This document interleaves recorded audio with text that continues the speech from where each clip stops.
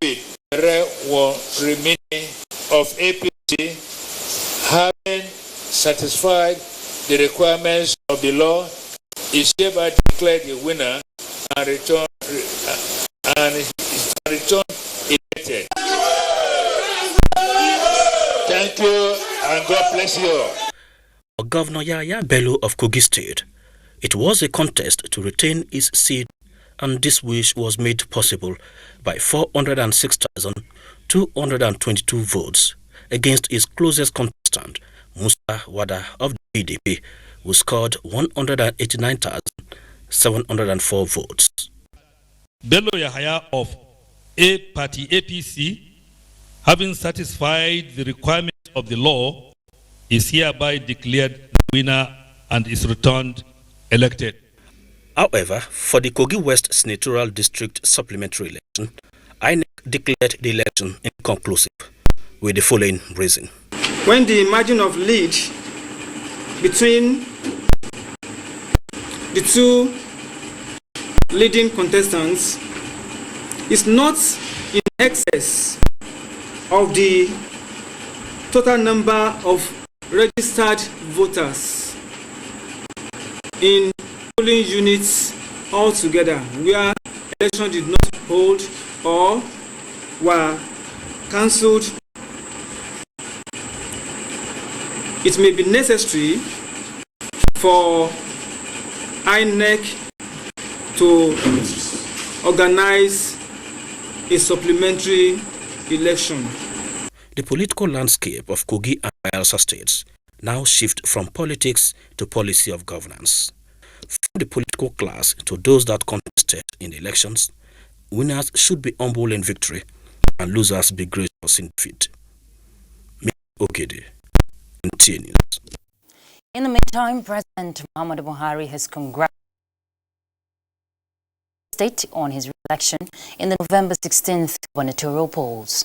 The president described the election and emergence of All Progressives Congress candidate as a race well run and a victory well won.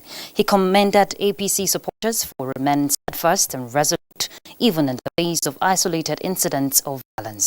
In a statement by the special advisor to the president on media and publicity, Femi Adesina, President Buhari condoles with families and loved ones of those who lost their lives as a result of regrettable acts of violence. President Buhari also urges Governor Bello to see his renewed mandate as another opportunity to build on the foundations already laid towards improving the lives of the people of Kogi State. He also enjoins the governor to imbibe the spirit of magnanimity and victory by extending a hand of partnership to opposition candidates while urging those dissatisfied with the results to go to the court. Similarly, President Muhammadu Buhari has also congratulated the All Progressives candidates, governorship candidates in the November 16 election in Bayelsa State, David Leon, on his impressive victory. The president also commends APC's supporters and Nigerians in general in the state who exercised their civic rights in a peaceful manner, notwithstanding the pockets of unrest he recorded in some locations. He, however, condemned the loss of lives in Bayelsa, particularly prior to the election, and commiserated with the families of the victims. In a statement by the special advisor to the president on media and publicity, Femi Adesina, the president urged Governor-elect Leon to carry the other divergent interests along in the next phase of governance, imploring those not satisfied with the outcome of the polls to seek legal redress. In another development, President of the Senate Ahmed Lawan has congratulated the All Progressives Congress and its candidates on their victory in the governorship elections in Kogi and Bayelsa State. In a statement by the special advisor to the President of the Senate on Media and Public Affairs, Ola Awoniyi, Senator Lawan particularly rejoiced with the Kogi State Governor Yahaya Bello on his re-election and the Leon for making history as the first governor Bayelsa has elected on a platform different from the outgoing ruling party in the state. The Senate President praised President Muhammadu Buhari for ensuring a level playing field that enabled the people to assert their sovereignty and choose their leaders. Lawan also admonished the electoral electoral umpire to learn from the challenges experienced in the two states with a view to constantly improving its institutional performance and the electoral process.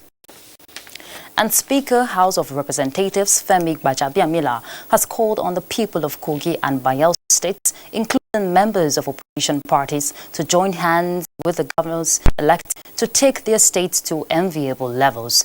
In a congratulatory message signed by his special advisor on media and publicity, Lanre Lasisi, the Speaker noted that the victory recorded by the APC candidates was an indication of the wide acceptance the party enjoys in the two states, adding that the victory is for all Nigerians. Bayelsa State, the Speaker said, has joined the next level trend, adding that the two governors-elect are part of the journey to make Nigeria better. He urged Yahya Bello of Kogi and David Leon of Bayelsa to be magnanimous in victory. And in a related development, the Independent National Electoral Commission says that all the ad hoc staff posted to Olamaboro local government area of Kogi State for the governorship election are safe, sound and back in their respective homes. Chief Press Secretary to the INEC National Chairman Rotimi Oyekomi in a statement says the clarification became necessary following reports from some sections of the media that 30 ad hoc staff of the commission are missing in Olamaboro local government area of Kogi State. The statement further adds that the chairman of INEC, Professor Mahmoud Yakubu, has personally spoken with some of the ad hoc staff. Let's go to legislative affairs. Ahead of the public hearing on the Finance Bill 2019, Senate Committee on Finance has met with the Minister of Finance to clear grey areas. National Assembly correspondent Ignatius Nkwo reports that the minister expressed optimism that the bill will create enabling business environment, reduce burden on small and medium-scale enterprises, promote fiscal equity, and expand government revenue profile. The Finance Bill 2019 proposal accompanied the 2020 Appropriation Bill, and having passed through second reading, the Senate has thrown it up for public opinion. Less than 24 hours to the public hearing, the Senate Committee on Finance invited the Minister of Finance, Budget and National Planning, Zainab Ahmed, to justify the bill. Apart from expanding federal government's revenue profile through the reformation of Nigeria's tax laws, she explained that the bill also proposes essential palliatives to support small and medium-scale enterprises. The second part of it is reforming the tax laws in line with international best practice. And this includes the introduction of tax rules to capture digital economy as well as services rendered offshore. This put together is passed into law, encouraging direct investment into the country. The bill, which seeks to increase VAT from 5 to 7.5%, also proposes to expand the list of VAT-exempt items. Meanwhile, the Senate has explained that the anti-hate speech bill before it has no sectional, political or religious undertone, rather a step towards checking divisive statements. The acting chairman, Senate Committee on Media and Public Affairs, Akwashike Godia, and sponsor of the bill, Sabi Abdullahi, briefed Senate correspondents where they made the clarifications. But the hate speech before Senate today is a private senator bill. Mr. President has nothing to do on this issue. This hate bill before the Senate has nothing to do with third-time agenda. There was a time in this country, what is hate speech?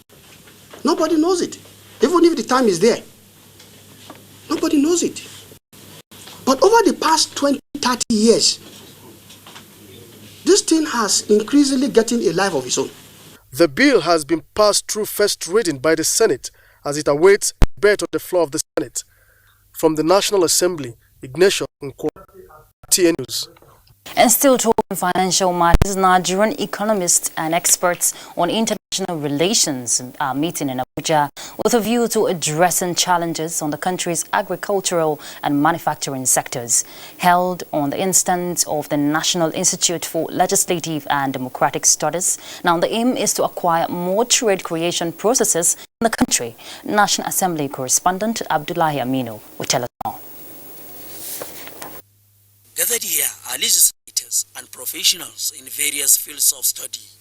Their concern at this moment is the African Continental Free Trade Agreement and implications on Nigeria's socio-political economy. For Nigeria to boost its competitive advantage and address the issue of productivity, it has to maintain a reasonably stable exchange rate over time. If you are going to make a good policy, you have to start by identifying the problem you want to solve. Many of our stakeholders suggest that there is a need to review the trade agreements. Access to all countries' markets in Africa and production in tariff are what the discussants say will play a vital role to stimulating local production. The consequential effect of these realities are the likelihood of undue competition for local manufacturers who are struggling to meet production efficiency. If all 55 African countries join the free trade area, it will be the world's largest by number of countries, covering more than 1.2 billion people and a combined GDP of $2.5 trillion. The belief here is that improved economic policy planning and implementation is required for Nigeria to facilitate its export-driven industrialization policy. In Abuja, Abdullahi Aminu, NTA News. And now to news on the global scene. The Gambia close to getting fourth post-Jammeh constitution as France returns historical sword taken in the 19th century back to Senegal. Let's get details with Justin Bem Unyi.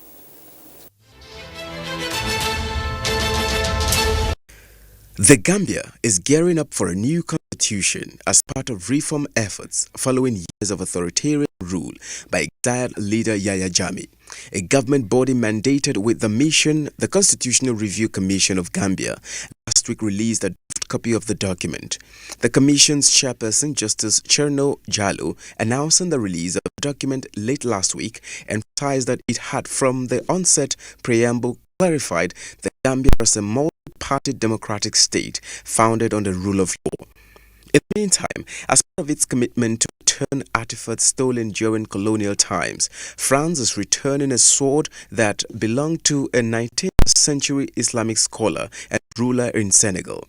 In a ceremony in Dakar, Senegal's capital city, the French Prime Minister handed over the brass and wood sword to Senegal's President Macky Sall.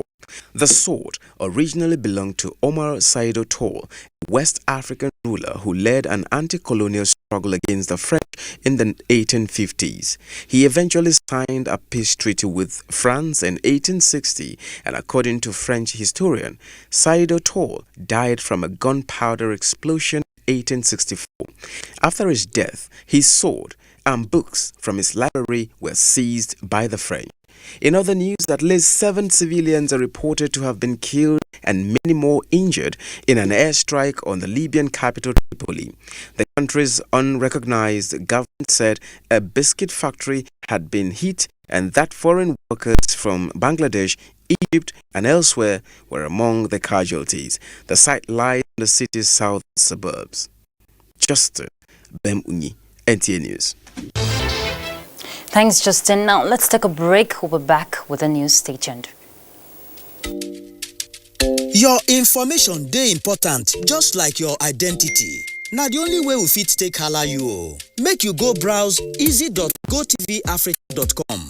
Sign in with your IUC number and mobile number and scroll down to personal details and address. Then check well to say everything. You fit change the one wey not correct. To finish everything, just click the save button and it don't finish. Thank you. I make sure say my phone number dey correct. That's not my GoTV. Fit call me, make I come collect my own and wolf. Angel, time for my phone.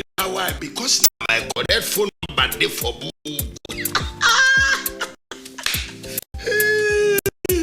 GoTV. Live it. Love it.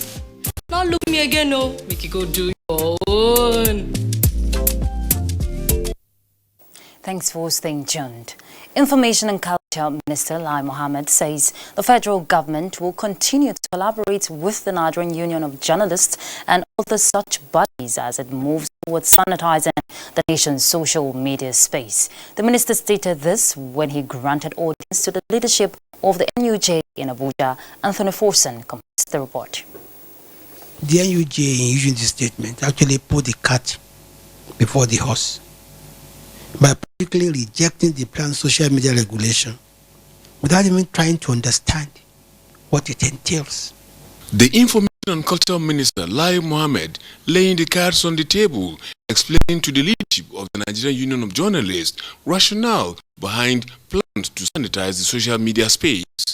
The minister made it clear that the situation has assumed an alarming proportion, which, if not checked, will lead to a disastrous consequence, as it has become an all-commerce profession. As a professional body for journalists, the NUJ has a code of ethics for journalists, and this guides their operations. To the best of my knowledge, no trained professional journalist can afford to engage in fake news. I also believe that no trained professional journalist can afford to engage in hate speech because he or she will not know the consequences. It is therefore imperative for the NUJ and other professional bodies to guard their turf very jealously and ward off charlatans and fakes. We say clearly that the regulation is not an attempt to gag the media. Emphasizing on the need to sanitize the social media space, the minister called on the Nigerian Union of Journalists and other such professional bodies to join the process. Matter of fact, the major beneficiary of injecting sanity into the social media or even the broadcasting code is trained professional journalists. They're not the ones who are out to regulate. No. It's those charlatans. And today, it comes who's actually a journalist? Is everybody on the social media a journalist? We believe that the NUJ and other media professional bodies should take the lead in sanitizing the media space. On his part, the national president of the union, Chris Isiguzo, who maintained that a free press that is independent, vibrant, and nationalistic is a critical precondition for good governance in a democracy. Will appeal to the Honorable Minister, sir, as the spokesman of the federal government of Nigeria, to ensure that safety of journalists is a priority and that nothing should be done to attempt restricting freedom of the press. Chris Isiguzo equally raised some salient issues bordering on practitioners, which the minister responded to with assurances that the ministry and the union will work to ensure that journalists are protected at all times. In Abuja, Anthony Forson, NTA News. And talking health now, Normal disease affects about 500,000 people globally, with under 5 children in Africa and Asia mostly prone to it. In Nigeria, the federal government, through the Ministry of Health, is working with global partners in some African countries to impact the right training to personnel so as to address Normal disease in the country. While commemorating the 2019 Normal National Day, the Minister of Health, Osage Ehanire, explained that Nigeria is committed to fighting the disease. Olusheye Adiagbo reports. The poorest of the poor across many countries in the world are dealing with normal disease. 90% of these cases result in deaths and other 10% end up deformed.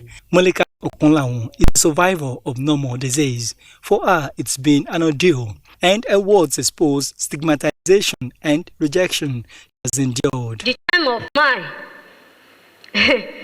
there is nothing, nobody wants to, interact with me. Our presentation reflects bright light at the end of the tunnel as she joins the Minister of Health and his global partners in unveiling a national normal control policy as well as a triennial normal control action plan for Nigeria for 2019 to 2021. We have embarked on a number of national trainings, step-down trainings and sensitization activities in high-burden states of Nigeria to increase surveillance, case finding, and prompt disease reporting. Participants from over 10 African countries and partners from European countries are also meeting in a 3-day conference for better strategies. This forum provided a platform for exchange of ideas, creating the needed awareness on early detection and advocating oral health as priority in handling normal disease in Nigeria. The National Normal Day is the third in this series and focuses on creating awareness that timely recognition of birth deformity. In Abuja, Olusheye Adiagbo, NTA News. And to talk further on the normal disease, we have joined us in the studio Dr. Bola Alonge, Head of Dentistry from the Federal Ministry of Health. Good to have you here, Doctor. Good evening. Now, let's start from the layman's perspective. What is normal disease? Noma is from the Greek word nome, meaning to devour. It's an oral facial disease that devours the whole oral tissue and the facial tissues. It is about 90% fatal, and the surviving 10% are usually highly disfigured, and those are the people we see. They are the 10% that have survived the normal disease. So what are the symptoms? What should people look out for? Well, it starts with a very little ulcer in the mouth, gangrenous ulcer with a very foul odor. Usually, it's a disease in children between 2 to 6 years. It's called the phase of poverty. We don't know the exact cause, but there are associated factors. The major one being poverty, malnutrition, chronic malnutrition, associated debilitating diseases like measles, tuberculosis, and malaria. And we also have poor environmental hygiene, poor oral hygiene are some of the other factors. A child that has just already, had maybe measles or tuberculosis is highly susceptible to normal disease, especially in the very rural areas where there is a lot of poverty. Okay, so is it prevalent in Nigeria? Yes. Okay. There are few studies, but we need to do more studies. It is in our community. As a matter of fact, Nigeria is in the normal belt of Africa. Like we are hosting about 10 other countries also in the normal belt. So normal is prevalent in Nigeria. So is it preventable, and what is the cure for someone suffering from it? That is the reason why we are creating awareness of normal. Normal is preventable. It's so cheap to prevent, and it's so expensive to cure, to treat, and of course, death in most of the cases. So what would you advise, parents with children under 5? Yes. Usually, like I said, it's usually a disease of the poorest of the poor. So most of the people that are affected are in the rural areas. And of course, when there is any little ulcer in the mouth or anything in the mouth, it's always better to visit the nearest health facility. Would you advise brushing regularly? Of course. Okay. One of the associated factors, oral hygiene. Good oral hygiene, brushing, with toothbrush, toothpaste, good nutrition, breastfeeding, adequate immunization. Those are some of the things that would advise the mothers, the young mothers, and of course, child spacing is also advisable. All right. Thank you so much, Dr. Bola Alonge. Thank you so much for your insight. All right. We've been speaking to the head of dentistry from the Federal Ministry of Health, and she's been talking about normal disease. It is preventable. Let's move on now to other issues. Nigeria is to undergo a second African peer review mechanism in line with its commitment to global best practices. Justin Bem Onyi reports that Nigeria has not undergone the review in the last 11 years. The African peer review mechanism is a mutually agreed, voluntarily acceded to by the member states of the African Union as a self-monitoring mechanism. Chief Executive Officer, African Union Development Agency, a new partnership for Africa's development at a meeting of the National Governing Council of African Peer Review Mechanism in Abuja said the review was long overdue in order to improve on the nation's deliberate and strategic developmental effort. NEPAD is undergoing reform. We want to get it right. And at the same time, we're in the preparation of conducting the second peer review of our great country, Nigeria. What does that mean? Assessment report. Where we were, where we are, and where we're going to. Looking at analyzing the gaps, profiling solution. We are going to achieve a lot in terms of development, in terms of governance, in terms of security, and all this we are doing at the end of the day is going to be approved by the African head of states themselves. Once we finish this peer review, our recommendations and so forth. The Nigerian government is being encouraged to provide adequate funding for the review as a way of monitoring the various areas of governance, with a view to encouraging other countries on the continent to conduct their own peer review. The process comes almost 11 years after the first peer review was conducted in 2008. In Abuja, Justin Bemunyi, NTA News. And that concludes news at 7 on NTA International. Thanks for your time. Do have a pleasant evening. I'm Ruth Aguela.